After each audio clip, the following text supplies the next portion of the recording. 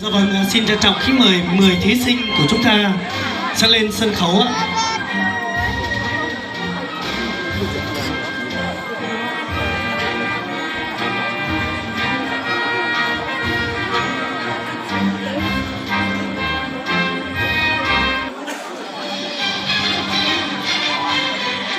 Dạ vâng, xin mời 10 thí sinh chúng ta sẽ trở lại sân khấu để đến với phần trao giải của buổi tối ngày hôm nay ạ.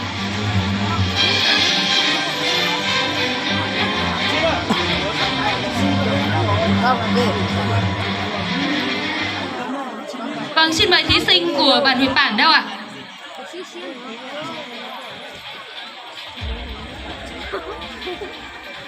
Dạ vâng, còn 2 thí sinh còn lại, xin mời các thí sinh chúng ta sẽ trở lại sân khấu ạ.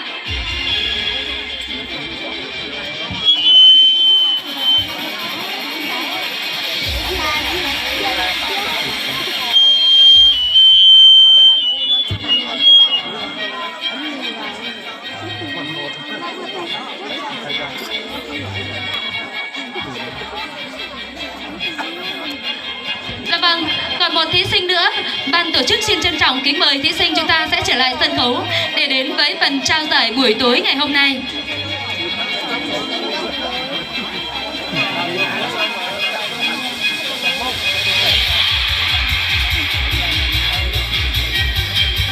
Dạ vâng, trước tiên chúng tôi xin công bố top 7 thí sinh đạt giải khuyến khích của Hội thi Nghề đẹp trình diễn trang phục năm 2024.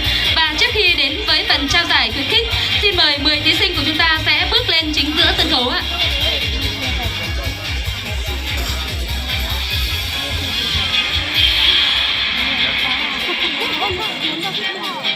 Vâng, và khi chúng tôi đọc đến số báo danh nào thì đề nghị thí sinh đó chúng ta sẽ bước lên trên 2 bước. Vâng, xin chúc mừng thí sinh mang số báo danh 03 Sổng Thị Đê đến từ bản Ba Tết. Xin chúc mừng thí sinh mang số báo danh 08 Hờ Thị Dạy đến từ bản Nam Ca. Xin chúc mừng thí sinh mang số báo danh 01 Hờ Thị Danh đến từ bản Phá Đóng.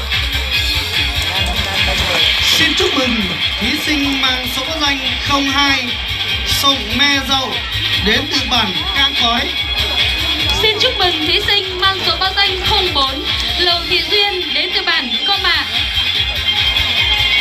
Xin chúc mừng thí sinh mang số báo danh 09 Sổng Thị Máy đến từ bản Huệ Bản. Xin chúc mừng thí sinh mang số báo danh 06 Giàng Thị Nhìa đến từ bản Túc Phạ. Vâng, và ngay sau đây, ban tổ chức xin trân trọng kính mời bà Nguyễn Thị Hằng, thành viên ban giám khảo, bà Bùi Thị Lành, thành viên ban giám khảo, ông Lò Văn Cao, thành viên ban giám khảo sẽ lên trao giải khuyến khích cho 7 thí sinh đạt giải của chúng ta, hội thi chúng ta ngày hôm nay ạ.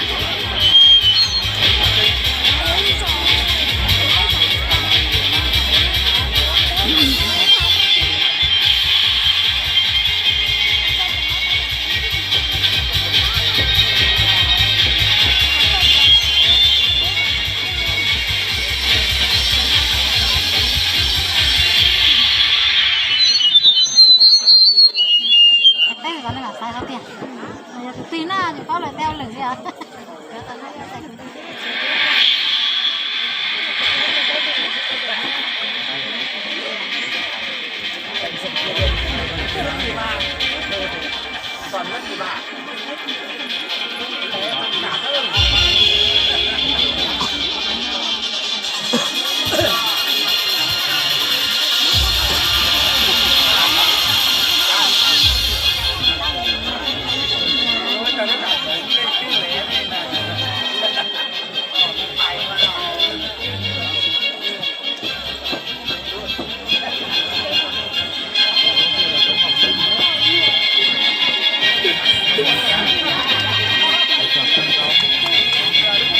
Dạ vâng, toàn thể quý vị sẽ dành một tràng pháo tay thật lớn để chúc mừng cho các thí sinh. Vâng, xin trân trọng cảm ơn các quý vị ban giám khảo.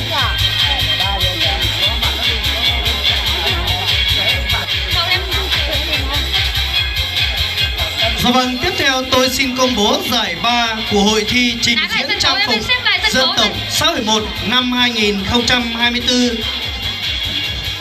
Quý vị có hồi hộp không ạ? Và tôi cũng sẽ không để quý vị phải chờ lâu hơn nữa. Thí sinh đạt giải ba hội thi trình diễn trang phục dân tộc xã hội 1 năm 2024. Xin chúc mừng thí sinh mang số báo danh 07 Hơ Thị Pa đến từ bản Nàng Yêu. Dạ vâng, ban tổ chức cũng xin trân trọng mời đồng chí Hờ A Chia, Phó Chủ tịch Hội đồng Nhân dân xã hội 1 sẽ lên trao giải cho thí sinh đạt giải ba. Xin trân trọng kính mời đồng chí ạ.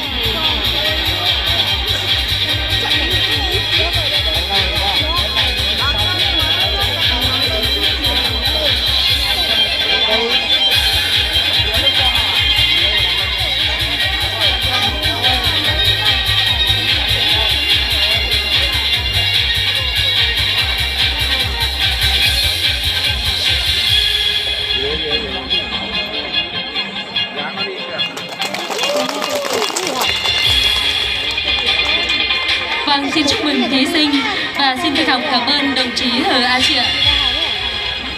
Kính thưa các quý vị, trên sân khấu của chúng ta hiện nay còn lại là hai thí sinh vô cùng xuất sắc cho hội thi người đẹp trình diễn trang phục buổi tối ngày hôm nay. Ai sẽ là chủ nhân của danh hiệu người đẹp trình diễn trang phục năm 2024? Chúng ta thử đoán được không quý vị? Vâng, và ngay bây giờ tôi xin phép được công bố giải nhất của hội thi người đẹp trình diễn trang phục xã hội 1 năm 2024 và đồng nghĩa với người còn lại sẽ đạt giải nhì của cuộc thi ngày hôm nay. Vâng, xin chúc mừng số báo danh 05 Vừa Thị Say đến từ chi hội phụ nữ bản Hương Tiết. Vâng, đã trở thành người đẹp trình diễn trang phục dân tộc xã hội 1 năm 2024. Xin chúc mừng. Dạ vâng, đồng nghĩa với đó là xin chúc mừng thí sinh mang số báo danh 010, mang số báo danh 10 Sông Thị Xua đã đạt giải nhì hội thi người đẹp trang phục xã hội 1 năm 2024. Vâng, và ngay sau đây, ban tổ chức xin trân trọng kính mời đồng chí Hà Văn Doan, Phó Chủ tịch Ủy ban Nhân dân, trưởng ban giám khảo sẽ lên trao giải nhì cho thí sinh của chúng ta ngày hôm nay.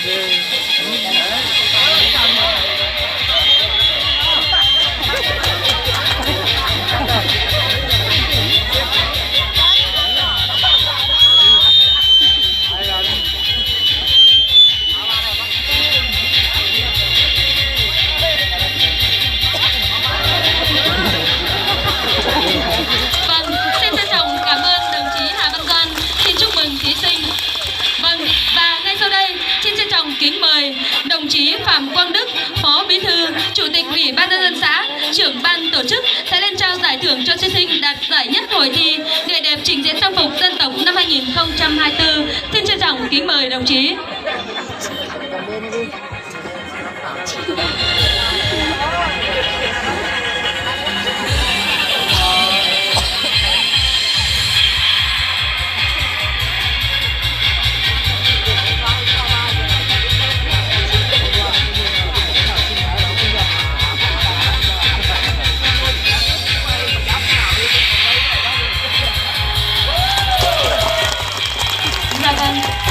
Cảm ơn đồng chí Phạm Quang Đức, Phó Bí thư, Chủ tịch Ủy ban Nhân dân xã, trưởng ban tổ chức. Xin chúc mừng các thí sinh của chúng ta. Vâng, một lần nữa chúng ta sẽ đổ một tràng pháo tay để chúc mừng cho sự thành công của buổi tối ngày hôm nay ạ. Vâng, kính thưa toàn thể quý vị, để liên tục chương trình ngày hôm nay, sau đây xin trân trọng kính mời các quý vị cùng thưởng thức màn hát múa Tây Bắc vòng xòe mùa xuân, sáng tác Hồ Trọng Tấn, biên đạo Thùy Biên, biểu diễn tập thể nam nữ diễn viên Trung tâm Văn hóa